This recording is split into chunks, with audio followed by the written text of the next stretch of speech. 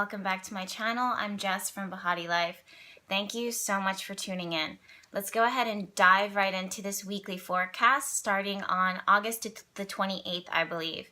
Before I even get started, I have to say that while I was sitting with the energy of, while I was preparing to cut the camera on and to energetically open myself up for any messages that needed to come in for this week ahead, I couldn't help but feel a little sadness and my energy kind of lowering. And I know that with the eclipse, with the solar eclipse that was just passing last week, that we had a lot of energy, we had a lot of enthusiasm, a lot of excitement that was kind of brewing and bubbling for the majority of us. We were really excited about it because, of course, it's an eclipse, it's powerful, it's doors opening and new beginnings, and there's a lot of expectation. But for some reason, as I'm starting this video now, I feel like people are disappointed or sad or frustrated or feeling low energy. Now, astrologically, when I pull the chart up, I can understand, why that is, like why it is that you're feeling the way that is that you're feeling, if this is something that is that you're feeling. And we'll explain that in the as we move forward with this video. But before I get started, you guys have heard me say this time and time again with my last two videos before that. So this has been like a total of 3 weeks. But the word that keeps on coming up for me when I even, open up myself in order to channel energy for channel messages for you guys is self-care. And even as I say that now, I feel self-help. And this means that, you have to take care of yourself. You can have all of this energy, and excitement, and you can have all this external stuff going on. Whether it be good or bad, stress is still stress. So good stress is stress, bad stress is stress. And it stresses the body out. So even as you're preparing for the things that are coming into your life and the things that are going to manifest themselves in the future, and you're actively engaged, you're actively visualizing it and bringing it about and working to make steps forward, in some ways, I feel like, taking steps back or taking steps within and caring for yourself and taking deep breaths and focusing on your feelings and feeling your feelings, acknowledging them, and realizing that they're real is all a part of self-care, and it's all about self-help. It's all a part of it. So even though we have these doors that are opening, even though we have changes going on in our lives, and some of us are seeing things being eclipsed out, and some of us are seeing things come in, and some of us are just like, hey, Jess, I set intentions and I'm waiting for this stuff to come through. When is it going to develop for me? When is it going to show up? I still want, all this activity. I want you to have stillness within, and I want you to listen to your feelings and care for yourself truthfully. And that means and even when I ask the angels or I ask the energy, I'm like, okay, well, how can we care for ourselves? It's very small things. It's not huge. It's not like booking a huge vacation or making this big, expressive, decision. It's small stuff. It's small things that you can do in your day-to-day life, whether it be taking a bath, once or twice a week, whether it be going for a walk and putting your phone down for 2 hours, whether it be not putting up with bullshit that you normally listen to and engage, or maybe it's you're focusing so much on someone else's happiness and security and what they need that you're neglecting your own self. So maybe it's something as simple as you being like, no, you have to do this for yourself. Maybe it's something as making sure that you're drinking enough water, that you're sleeping, that you're not overbooking yourself, that you're not overworking yourself. So even though, again, there's these large changes that are going on globally and externally in our world, I still feel this energy of disappointment, exhaustion, and this need for self-care and self-help. And by that, I mean, you know what, it doesn't have to be something huge. It doesn't have to be like, hey, I'm a broken individual and, you know, I need to fix myself, which means I have to do all these things. Like, no, it's small adjustments.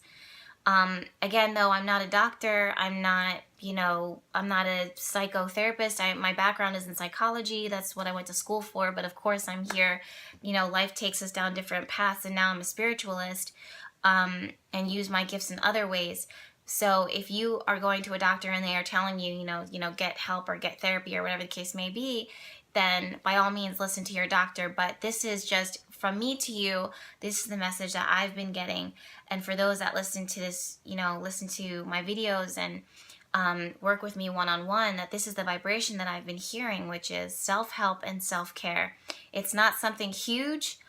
It's a small, tiny adjustments that you can make in your life in order to make sure that you are thriving and healthy and feeling good and feeling strong, and doing what you have to do every day in order to make sure that, you know, you're a thriving individual. Okay? So that being said, I did have to say that before I could get started. So we're starting off on the 31st. So I believe, yeah, or actually no, we're starting off with the 28th. So this is interesting because when I pulled the chart, the first thing that drew my attention was the transit of the moon. Now the moon represents our feelings, our emotions, and across the board, globally, it's the energy and the vibration of us in our day-to-day. And the moon is kind of struggling, starting on the 28th, with Saturn. Now Saturn is very structured, it's very routine, it's very serious-minded, it's sobering. And when the moon gets caught into the web of Saturn, well, I don't want to say web, it's more like a cage. It's more like a steel room, a room full of like just stagnant. So it's either steel furniture and no comfort, it's just basic bare bones, like industrial. And the moon doesn't really vibe well with that. The moon at this point, I believe, let me see the chart again. Yeah, the moon is currently moving through Sagittarius. She just moved into the sign of Sagittarius. So she's feeling optimistic. She's feeling like, I'm starting a new adventure. I want to get out. I want to learn. I want to grow. I want to explore. I want to do these things. And that's her first vibration. And then the first thing that she sees is this authoritarian leader saying, slow down, slow your roll, deal with me first. There's things that you need to do. There's things that you need to face. There's things that you've been suppressing. Like, for real, Saturn is so serious-minded sometimes. So on this day, the 28th and the 29th, I want to give it 2 days time. For some of you guys, you may feel a little depressed. You may feel a little lower, like your energy and your vibration is low. When normally you want to be excited, for some reason on this day, on Monday and Tuesday, I feel like the vibration, the energy is a little low, and this is because of Saturn. Now, on this day, I really want you to validate your feelings. I really want you to say, okay, you know what, this is temporary, but this is here right now. And with that, again, self-care and self-help are priority one. And with this, I think that you should take frequent breaks. I think that you should channel the energy by being focused, of course, and, you know, being disciplined and structured with the work or the things that it is that you're working on, but also taking frequent breaks and resting and doing things nice for yourself in order to help to counterbalance this serious energy. Don't do anything that you're going to regret later. Meaning like, okay, treat yourself. Like, okay, I've had a bad day, so now I'm going to treat myself. So then you go and have like, you know, cake or whatever. And then afterwards you feel sluggish and gross because you ate too much cake. Do you know what I mean? So it's like, okay, if you need to do something nice for yourself, do something nice that's going to feel constructive and healthy that you're not going to later on regret. Because with this influence, it's almost like this regret comes in later and just makes you feel depressed and like, ugh, God, why did I do that? Like, I know better. Like, I knew better. Why did I do that? So that's something that I wanted you to be aware of for the 28th and the 29th. Shortly after that, The moon connects with Pluto. Now, Pluto is a planet of transformation. Pluto rules this skull that's sitting right behind me. It's about death. It's about destruction. It's about rebirth. And again, the moon was just touching with Saturn, and for it to contact Pluto shortly after, it's just kind of like, okay, this is intense. You know, these are intense conversations that you may have to have with someone. These are intense things that you're feeling. This is you maybe purging and releasing any type of emotions that you were feeling that were triggered from Saturn, you know, the day before on Monday and Tuesday. So I see that, especially on September 1st. Shortly after that, we have Moon squaring impulsive Uranus. Now, this is unpredictable. This is someone who can feel irritable, anxious, feel like things are out of their control. Especially if you're an earth sign. For some signs, like my fire signs and my air signs, you guys can channel this and be like a little unpredictable and kind of vibe with it. But I really want you to slow your roll and to sorry guys, I woke up this morning and the battery in my fire alarm was low, so it's been going off all day. But anyways, yeah, I just really want you to be mindful of this impulsive energy that's coming up on September 1st. For my water signs and my earth signs, I just feel you being like, okay, this is unstable and unpredictable and I don't like it and it doesn't vibe well with my feelings. So this is someone who could say things impulsively or do things impulsively that just rubs you the wrong way and just is like, okay, like, no. Then for my air signs, my fire signs, I feel like you guys are the agitators, to be honest with you. So you're not really factoring in people's feelings. You're not really or maybe it's an earth sign person who has air influence or a water sign person who has fire influence, and they just are feeling impulsive and reckless or are not heeding other people's emotions or feelings, and they just kind of power through or just are erratic. This is not the week for that. Like the first, up until Wednesday, I feel like you guys just need to slow down, all of us across the board, and focus on self-care and being easy and drinking water and getting sleep and putting up boundaries and maybe not asserting yourself in a way that makes others feel bad, but in a way that's you're protecting yourself, self-protection, which isn't a bad thing. On the 31st, Mercury enters into the sign of Leo. What do we have here? Let me see. Yes, because Mercury is currently still retrograde. Now, this week, again, you're going to have some feelings for, I want to say, 45 to 50% of the people who are watching this video are going to have some really impulsive feelings starting on Wednesday until the end of the week. With this, you really want to be careful because, you know, Mercury is retrograde, Pluto is retrograde, Neptune is retrograde, Uranus is retrograde, Mars is expressive. It's, you know, bringing things to be larger than life. Moon is emotional. So it's like we're kind of acting on these impulses. We're kind of acting on this I don't even want to say that it's intuition, but it's like I don't want to say habit. It's like an impulse of some sort, not an instinct, but it's like something that you want to control, something that you want to be aware of, because it's like it could play for your highest and greatest good, but also it can work against you. So, and also Mercury being retrograde, you really don't want to just kind of like sign or do anything too impulsive. You really want to do your research and look into things a little further, a little more detailed, especially as, you know, so many planets are beginning to crowd into the sign of Virgo. They're preparing to be in Virgo. The sun is in Virgo. Mercury's in Virgo. Mars is going to be entering into Virgo. Shortly after, Venus will be entering into the sign of Virgo. That's a lot of Virgo energy. And this is about, you know, paying attention to detail and fine-tuning things. And Virgo is ruled by Mercury. Mercury is currently retrograde. Now, if you work with the energy of Mercury being retrograde, you shouldn't have a problem. But if you work against it, you're going to have some regrets. You're going to make some mistakes. You're going to need to later on in the future kind of reevaluate and change things up because you didn't heed my advice. You didn't listen to me. So Mercury entering into the sign of Leo on the 31st is very expressive and expansive. I think that this is a good thing because this is someone who should be getting, the light, the spotlight kind of shown on them. I think that this is people who deserve to have their ideas shared, their ideas known, for their thoughts and for their words to be expressed, because you do have good ideas coming in.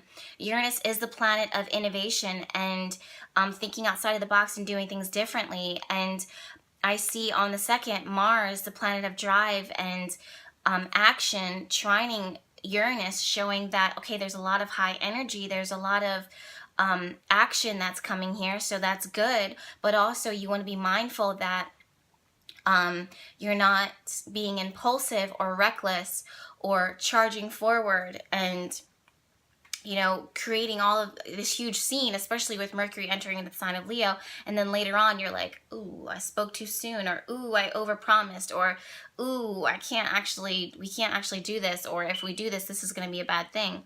So just be mindful of that. Then also we're ending on the 3rd with Mercury sitting right on top of Mars. Again, this is mind and thoughts and communication, being very bold, very forward.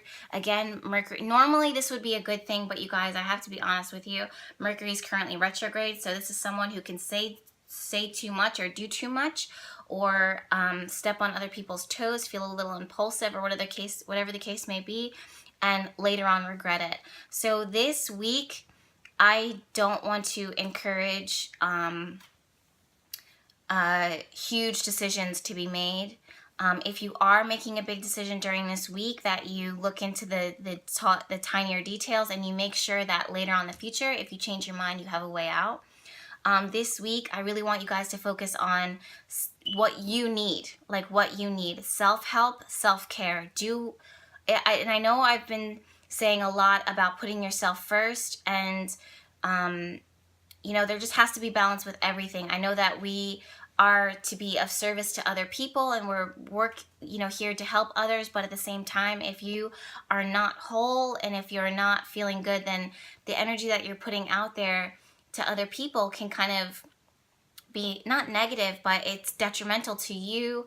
Or if you're giving to someone and you don't want to give, or if you're giving to someone and you need, then it's like that energy that you're giving to someone can almost be a negative thing, because that's something that you needed for yourself, or you're giving in vain, or not in vain, but you're giving out of obligation, which isn't good energetically. Okay, so also with the eclipse, I feel like for some, I've been getting a lot of text messages saying like, yo, Jess, my life changed overnight. That's the eclipse. Like, really, that's truly the eclipse. For some of you, it's almost like you're like waiting. And I think that's, where some are having disappointment and some are having frustration, or just like, okay, like I was expecting so much more. Give it time. There's so many planets that are currently retrograde now, especially with Mercury being retrograde. I just feel like give it like 3 more weeks and you're going to start seeing some changes, some bigger changes happening within your life. Okay, you guys? So that's pretty much it for now. I did pull 2 cards. This is from my smaller mini deck that I use all the time when I'm working on my readings. I don't know if you could see that. Boom, there you go. So we have the Sun and we have 3 of Pentacles. 3 of Pentacles connects with recognition and acknowledgement, and the Sun, when I see this, normally I think happiness, normally I think joy and family and celebration and children, but in this case, I see this as watch the movement of the Sun, and that's the first instinct, the first message that I get when I see the Sun card, which is when the Sun moves into the sign of Virgo, I think there's going to be a lot, which already happened, but watch the movement of the Sun, track the transits of the Sun, watch what's affecting the Sun, and that's when you're going to start seeing opportunity.